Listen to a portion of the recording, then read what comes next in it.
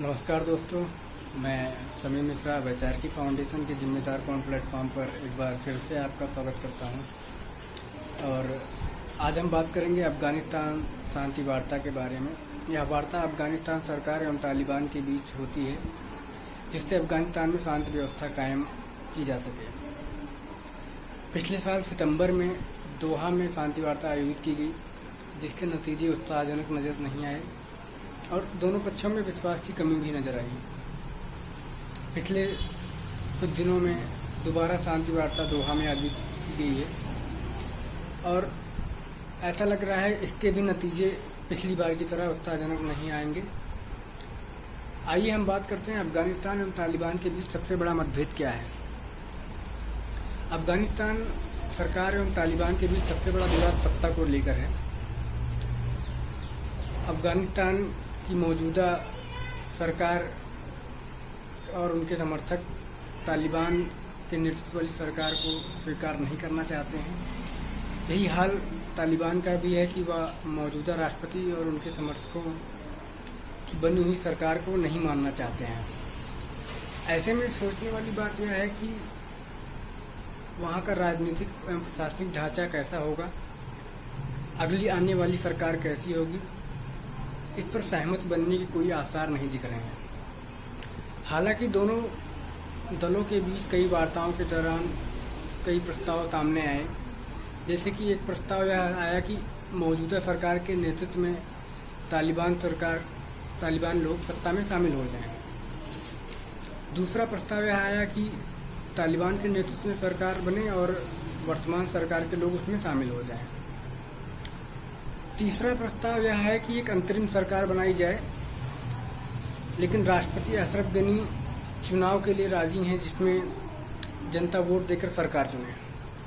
हालांकि तालिबान अंतरिम सरकार के गठन के प्रस्ताव पर राजी है, लेकिन वह सरकार में शामिल होने से इनकार कर रही है।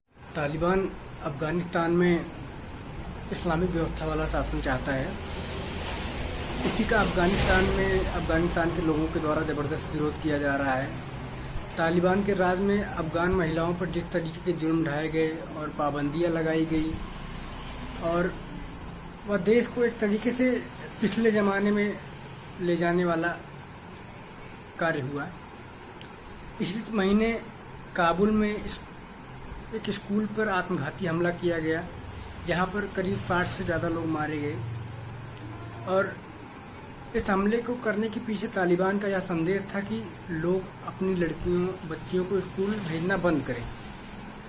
इसीलिए अफ़गानिस्तान की महिलाएं किसी भी कीमत पर तालिबान के नेतृत्व वाली सत्ता को स्वीकार करने के लिए तैयार नहीं है। अफ़गानिस्तान शांति वार्ता में एक मुद्दा यह भी हमेशा उठता रहा है कि महिला स्वतंत्रता और अधिकारों का। वहीं तालिबान के वर्चस्व के खिलाफ उज़्बेक, ताजिक और हज़ारा जनजातियाँ भी पूरी तरीके से एकजुट हैं। जब से अमेरिका की नवनिर्मित सरकार ने अफ़गानिस्तान से अपने सैनिकों को वापस बुलाने की घोषणा की है, तभी से तालिबान द्वारा अफ़गानिस्तान पर हमले तेज हो गए हैं। तालिबान का यह आक्रामक रूप संदेह पैदा करने वाला है कि वह शांति वार्ता भी कर रहा है।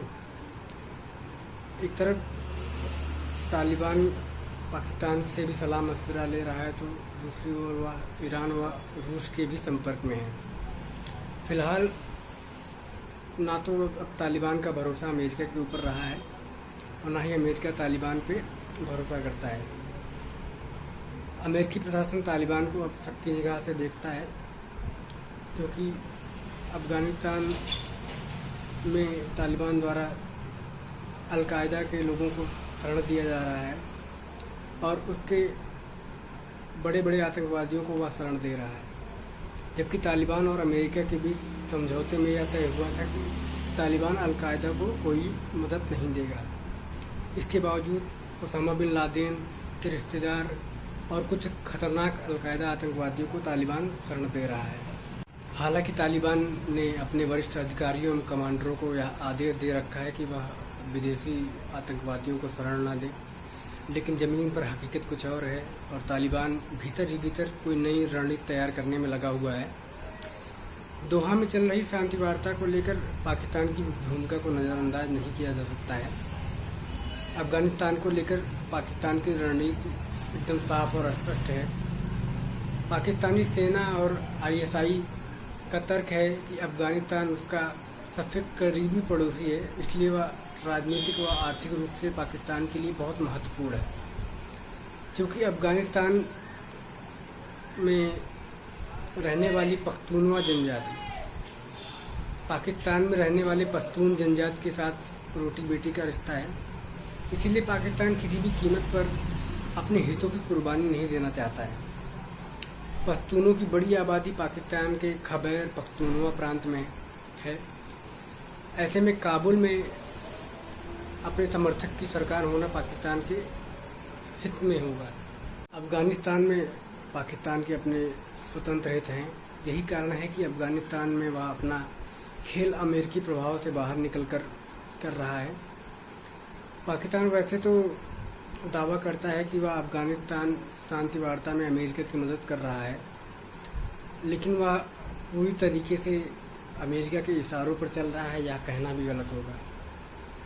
निश्चित तौर पर दोहा में चल रही शांति वार्ता को लेकर अभी भी असमंजस बना हुआ है। बाइडेन प्रशासन क्या अफगानिस्तान की धरती से पूरी तरह अपनी सेना हटा लेगा, इसको भी लेकर सवाल उठाए जा रहे हैं। क्या तालिबान के वर्चस्व को उत्तरी अफगानिस्तान में मजबूत उज़्बेक और ताजिक जनजाति के लोग स्वीकार कर लेंगे? और क्या ईरान चाहेगा कि तालिबान पूरी तरह से काबुल पर कब्जा करके बैठ जाए? क्योंकि इस इलाके में भू राजनीति में पाकिस्तान की मजबूती ईरान को स्वीकार करने में आज भी तैयार नहीं है। ऐसे हालात में अफगानिस्तान में शांति बने रहना अभी बहुत दूर की बात है। धन्यवाद।